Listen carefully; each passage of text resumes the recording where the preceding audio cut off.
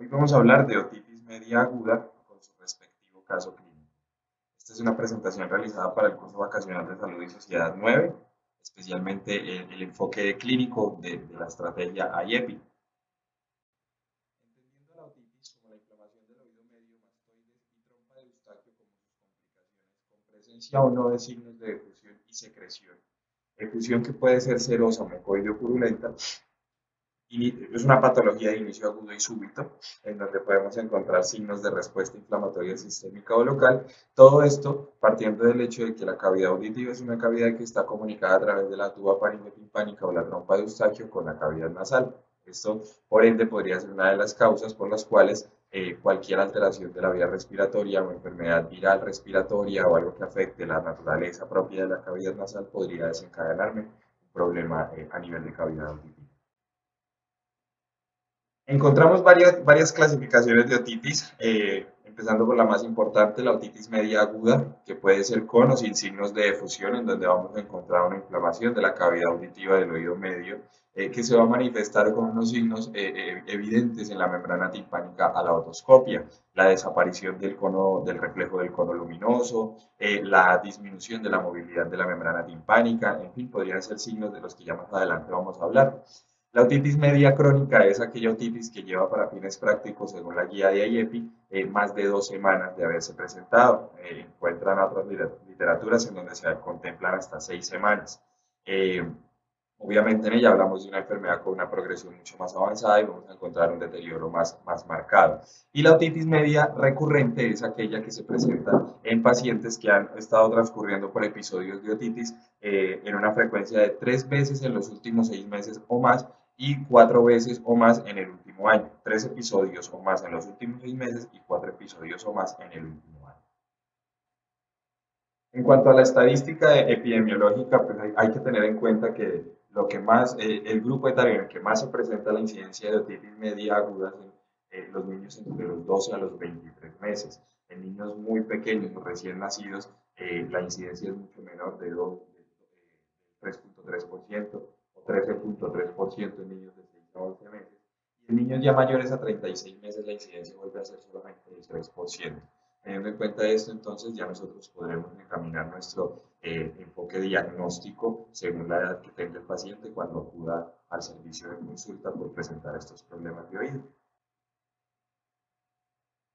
Bueno, en cuanto a términos generales, aquí podemos ver una esquematización en donde podemos ver la conformación del oído, de todo el órgano auditivo, iniciando con el pabellón auricular, el conducto auditivo externo, la membrana timpánica y toda la cavidad de oído medio. Ahí podemos también apreciar la comunicación que existe entre el oído y la cavidad nasal a través de la trompa de Eustaquio y la región petrosa o el peñasco del temporal, que es en donde se encuentra ubicado todo el órgano del aparato auditivo, y es una razón muy importante por la cual nosotros vamos a entender que una de las complicaciones más frecuentes de la otitis es la mastoiditis.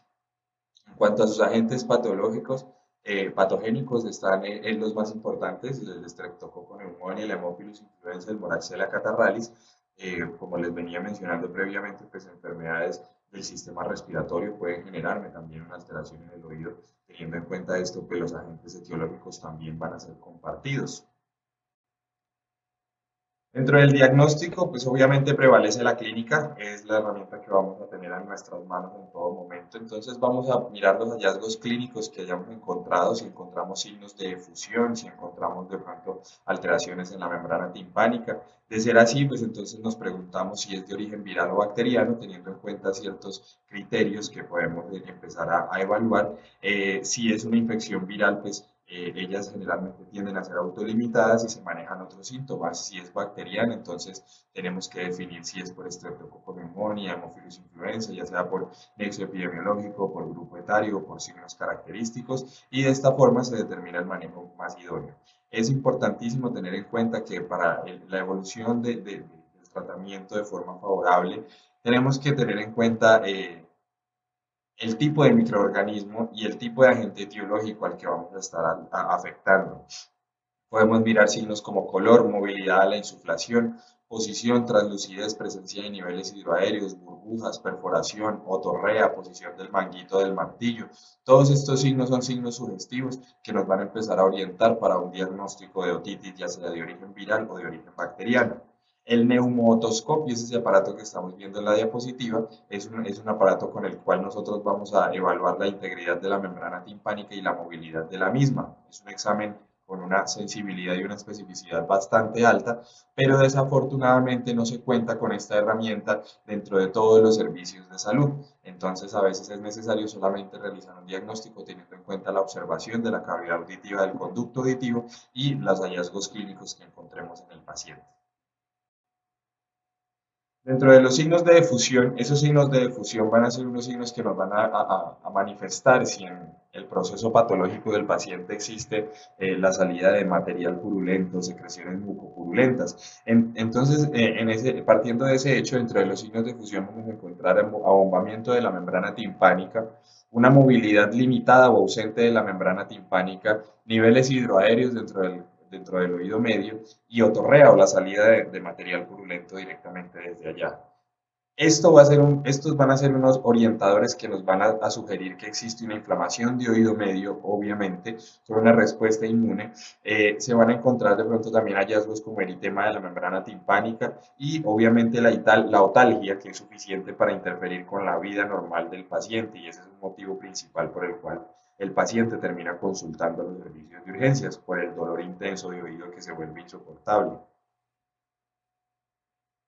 También tenemos un diagnóstico audiológico que se hace ya con un examen específico que se llama la timpanometría. Es un examen audiológico en donde se evalúa la movilidad de la membrana timpánica y dependiendo de la movilidad de esta se pueden determinar las presiones que están manteniéndose dentro del oído medio.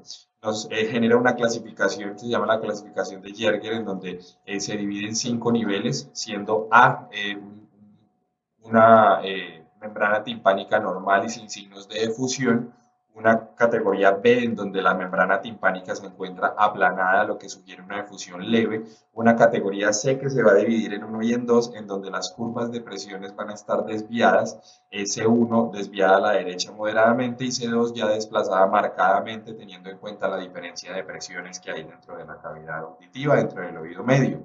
Y P, la categoría P, en donde la presión del oído medio está muy elevada, la membrana timpánica ya se encuentra totalmente inmóvil y sugiere una cantidad abundante de líquido dentro de la cavidad.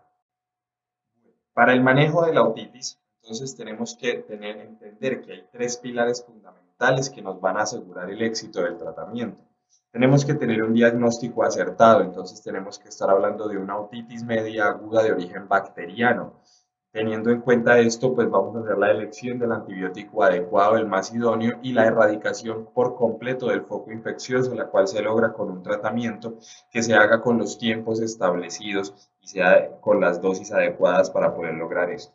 El tratamiento inicial entonces se da bajo 3 indicaciones, también teniendo en cuenta la severidad de la enfermedad y la edad de los niños. En un niño menor de 6 meses con otitis media aguda en cualquier grado de severidad, en un niño mayor de 6 meses con otitis media aguda severa, ya sea uni o bilateral, y un niño entre los 6 meses y 2 años con otitis media aguda no severa y que sea bilateral. Bajo estos criterios, entonces nosotros podemos empezar a realizar el manejo antibiótico. Ese manejo antibiótico se realiza con amoxicilina clavulonato o amoxicilina sola, teniendo en cuenta pues clavulonato como inhibidor de beta-lactamasas a dosis de 90 miligramos kilogramo día, dividido en 2 dosis, o incluso se podría llegar a utilizar la ceftriaxona a dosis de 50 o de 100 miligramos kilogramo día, teniendo en cuenta si ya existen complicaciones de la otitis, para prevenir obviamente dentro de esto pues alguna aparición de meningitis o de neuroinfección. El tratamiento antimicrobiano debe durar entre 7 y 10 días. Si existe alergia a los betalactámicos, se recomienda el uso de cefalosporinas, como veíamos echando mano pues, de la ceftriaxona. Pero si la reacción alérgica es marcada, entonces se sugieren alternativas como la clindamicina más cefalosporina de tercera generación o quinolonas como levofloxacina. Habiendo entendido todos los aspectos generales y de forma somera con respecto a la otitis media aguda, vamos a hablar entonces de un caso clínico, un paciente con una otitis media recurrente. y las recomendaciones que se tienen que tener en cuenta según la guía IEPI clínico del año 2016. Entonces hablamos de un paciente de 6 años que acude al servicio por presentar otalgia bilateral intensa, sensación de obstrucción en el oído durante los 5 días previos. Sus síntomas habían ido empeorando con el tiempo, motivo por el cual él consulta. Su madre refiere que el paciente ha presentado fiebres no cuantificadas a repetición durante estos 5 días y además refiere que no presenta signos de dificultad respiratoria, no presenta cefalea, no presenta otros síntomas como vómito, diarrea o signos de deshidratación. La paciente ha sufrido 3 episodios de otitis en lo que va del año en curso. Además, no señaló antecedentes médicos ni quirúrgicos de importancia.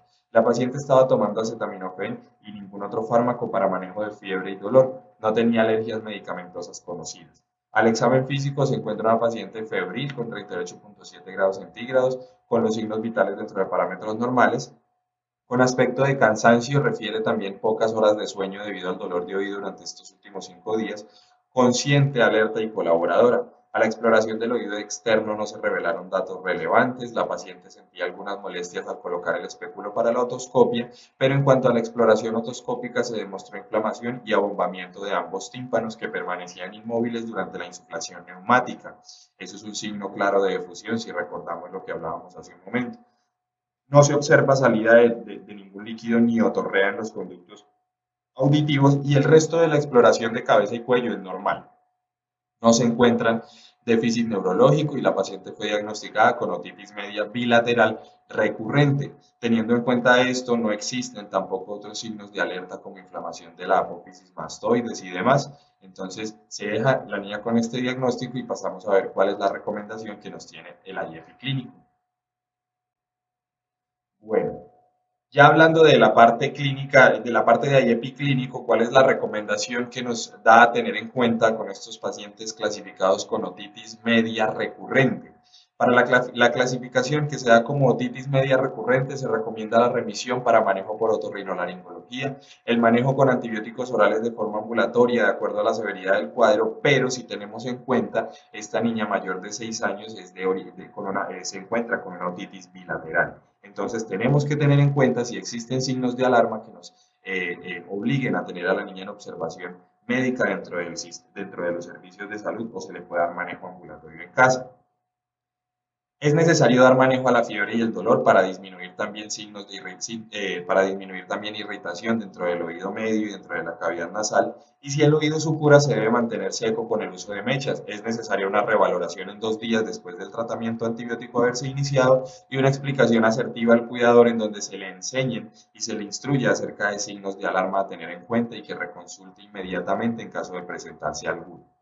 Teniendo en cuenta esto, pues quiero agradecerles por haber observado el video, espero que haya sido de su agrado, espero que haya información útil para todos ustedes y que empecemos pues a formarnos de forma idónea como nosotros queremos ser en cuanto a profesionales de la salud.